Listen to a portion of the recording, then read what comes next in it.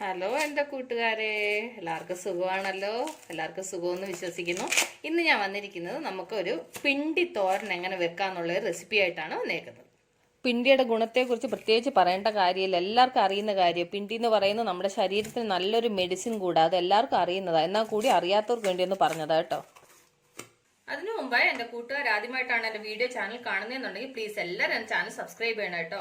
Subscribe ചെയ്യണം. അതുപോലെ ബെല്ലൈക്കൻ press ചെയ്തിട്ട് ഓളന്ന് കൊടുത്താലേ ഞാൻ ഡെയിലി ഇടുന്ന വീഡിയോയുടെ നോട്ടിഫിക്കേഷൻ കിട്ടത്തുള്ളൂ. അപ്പോൾ നമുക്ക് അതെങ്ങനെ ഉണ്ടാക്കുന്നത്, അതിന് വേണ്ടുന്ന സാധനങ്ങൾ എന്തൊക്കെയാണെന്ന് നോക്കാം. ഇതുപോലെ പിണ്ടിയുടെ തൊലി ഇങ്ങനെ കളഞ്ഞു. ഇനി എന്നാ ചെയ്യണമെന്ന് വെച്ച് കഴിഞ്ഞാൽ ഇതിങ്ങനെ നമ്മൾ റൗണ്ടായിട്ട് കട്ട് ചെയ്യണം. ഇതിങ്ങനെ കട്ട് ചെയ്യുന്ന സമയത്ത് ഇതുപോലെ നൂല് വരും. ആ വരുന്ന നൂല് ഇത് നമ്മളിങ്ങനെ കയ്യിൽ തന്നെ ഇങ്ങനെ ചുറ്റിയിട്ട് ഇതേപോലെ എല്ലാം പീസായിട്ട് റൗണ്ടായിട്ട് കട്ട് ചെയ്യണം.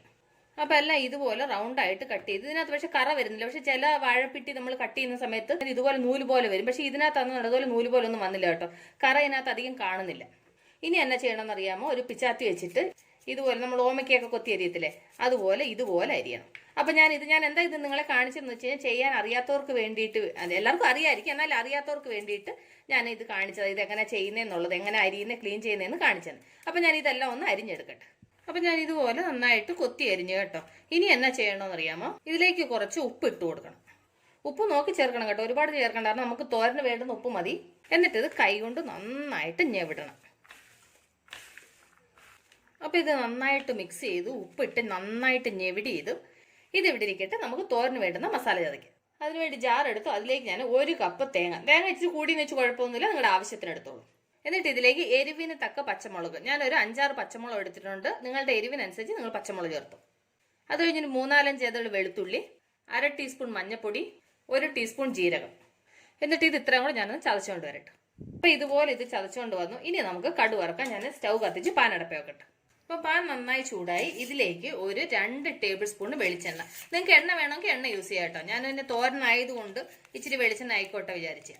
അപ്പം വെളിച്ചെണ്ണ നന്നായിട്ട് മെൽറ്റായി. ഇതിലേക്ക് ഒരു 1/2 ടീസ്പൂൺ കടുക് നന്നായി പൊട്ടി. ഇതിലേക്ക് 1 ടീസ്പൂൺ ഉഴുന്ന്, അതൊന്ന് ബ്രൗൺ കളർ ആവട്ടെ. ഇതിലേക്ക് ഒരല്പം കറിവേപ്പില. എന്നിട്ട് ഇതിലേക്ക് 1/2 ഗ്ലാസ് വെള്ളം. എന്നിട്ട് നമുക്കിത് അടച്ച് വെച്ചിട്ട് ഇതിൻ്റെ വെള്ളം വറ്റുന്നത് വരെ നന്നായിട്ടൊന്ന് വേവിക്കാം. അപ്പോൾ നമ്മൾ വെള്ളം ഒഴിച്ചത് വെള്ളമെല്ലാം നന്നായിട്ട് വറ്റി എണ്ണ തെളിഞ്ഞിട്ടുണ്ട്. നമ്മൾ എന്തിനായി വെള്ളം ഒഴിച്ചതെന്ന് വെച്ച് കഴിഞ്ഞാൽ നമ്മൾ ഈ ഉഴുന്ന് വറുത്തിട്ടേ അത് അങ്ങനെ അതിൻ്റെ മേളിൽ നമ്മൾ ഇത് പിണ്ടി ഇട്ട് തോരൻ വെച്ച് കഴിഞ്ഞാൽ ഇത് ഇടയ്ക്കിടയ്ക്ക് കടിക്കും.